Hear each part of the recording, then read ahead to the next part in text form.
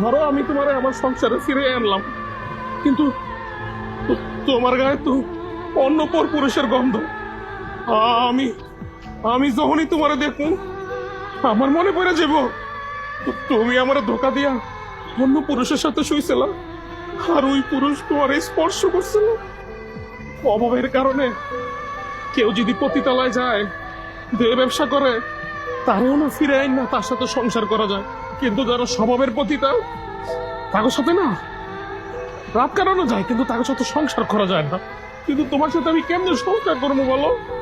ধরো আমি অফিসে গেলাম, তুমি তুমি বাসায় আসছো, তারপরে তো আমার একটা সন্দেহ হইব যে আমার বউ মনে অন্য কারোর সাথে শুয়ে রয়েছে আমার বিছানায়, আমার খাটে।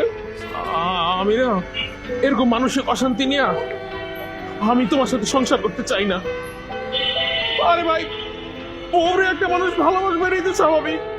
আমরা পুরুষরা যখন অনেক বেশি ভালোবাসি না, তোমরা তোমাদের মধ্যে কিছু মেয়েরা তখন না স্বামীরে বউর গোলাম বানায় দাও, মনে করো কি ও আমার গোলাম, আমার কথা মতো চলবো, আমার কথা মতো উঠবো বসবো।